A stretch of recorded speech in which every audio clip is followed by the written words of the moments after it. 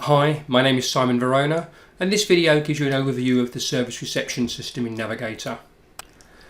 The agenda for this video is relating to the Navigator service reception, and on the agenda here we're going to go through a number of items. The workshop appointment system to start with, which is going to link to the integrated workshop diary, which will then go through how the jobs are managed in a T-card style.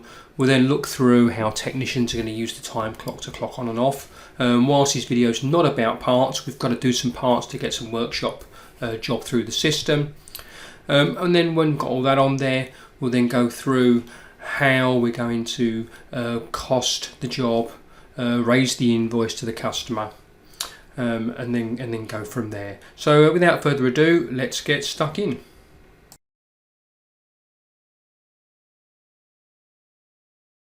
Let's start off with a review of the workshop reception screen that's presented to receptionists. We can see it's in a T-card form with all the different types of status on top of on top of there, with appointments, jobs ins, etc.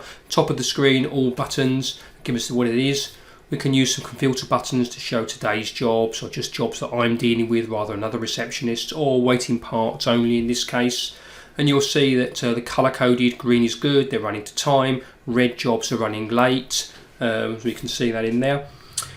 We can also look at sales work in a tabular format. It will show you the customer name, the stock number, when the vehicle is due in stock, when it's due to be delivered to the customer. So we can see all that in there, so we can really fully control job from the sales department.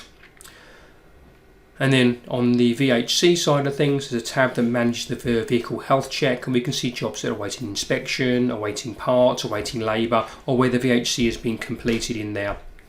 And that's really the service reception screen, so let's move on to an appointment. Create a service appointment from the reception screen. We'll go in and we'll create it, hit the button to create a reception appointment. We're going to choose the customer by name or registration number.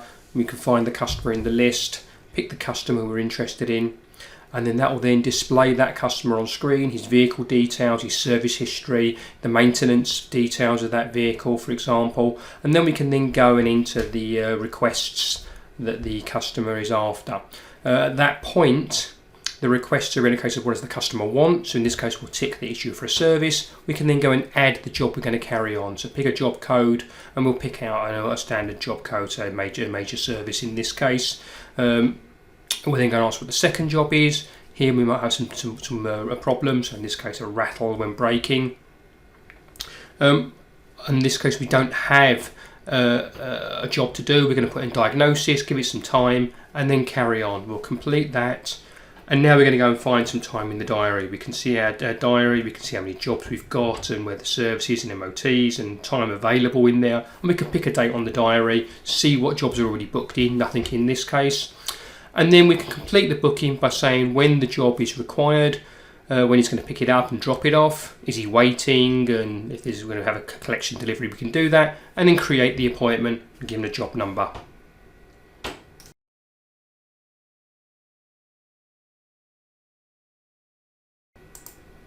When the customer arrives to drop his car off, we can check him in. So we can find the job in the system by finding him on the T-card screen. He'll be listed as an appointment, or in this case we can go and search for him, maybe put his name in or his registration number in this case, find the job.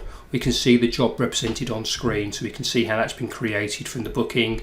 We can see the descriptions of the vehicle, the jobs have been pulled in full, the times are there, the menu price is there, and we can see that everything there that's on there. In there we can see the way the diagnosis has been transferred into an investigate and report job, and then when we're happy we can then go and accept the job into the system, confirm date and time due out, which is there from the booking, confirm when the customer can be contacted on telephone, by email, define if we want to, the loan card, his driver's license details, etc. How he's going to pay, and then accept that. It will print the job card out at that point, and it's then changed to in not.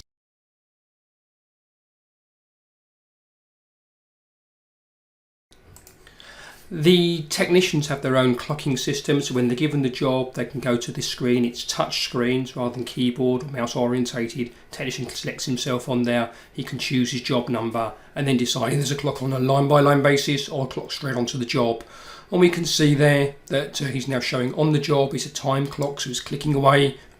Green shows that the time is good. As soon as he gets to overtime, it will turn.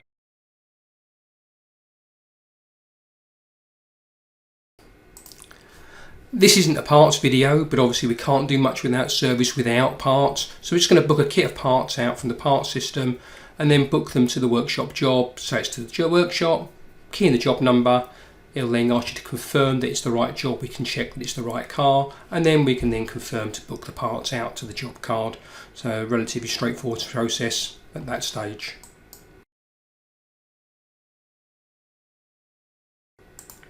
So once the technician's finished the job, he'll come back to the touch screen. We can see it's accrued some time there. He will then click himself on screen. He will bring the job back up. He can enter things like the tyre depths back in if needed, and then move on, key in the mileage on screen. So remember, this is touch screen. And then move on to what the stage of the job is. Is it complete? Is it awaiting a restart, awaiting parts or whatever? And then once he's chosen that, what is his status? So we have non-productive codes in there. We've marked that he's waiting for his next job.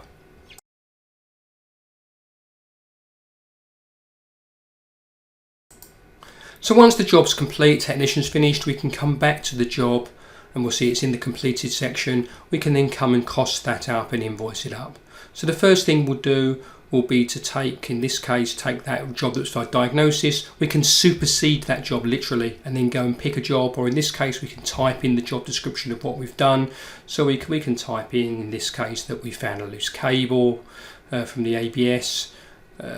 Doesn't, they can put as much on it as you need to do on there. We can then enter a time to invoice that, and if we need to, we can put a menu price against that if we agreed a price for the whole repair. So I'll just put half an hour in there. We'll add that on. We'll see that I'll scribble through the there. I'm going to mark this as warranty as well, so we can see this job is going to create 2 invoices, a customer in there. We can see the parts on the job that we booked through, and we can then allocate those parts to the right job line so they then appear on the right invoice. So the service parts go to the service, and if there were brake pads, they'd go to the brakes. And then we can create the invoice. One button push at this stage, go in, create the invoice, like that, invoice it, see 2 invoices, customer and warranty. We can email that, print that, we'll view that invoice on screen, so we can just take a quick look at it, and we can see there's the invoice to the customer, its menu price, we can see the technician, etc., the service advisor, and that's the invoice now waiting for the customer to collect his vehicle.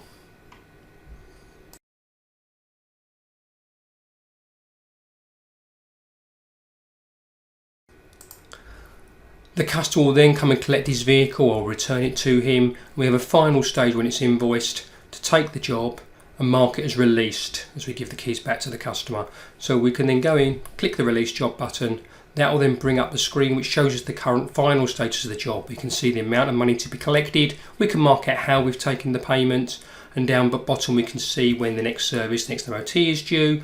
We can then release that job. It'll warn us if there's a problem, like in this case the MOT date historical, but we can correct that and then carry on, clear that job out, and that's finished. Thanks for watching this overview of the service reception system. Obviously it's a very quick and very straightforward overview. There are many complications and many additional functionality in the service system. Some of that will be covered by other videos. But if you've got any questions, feel free to email me at simon@dmsnavigator.co.uk. Thank you.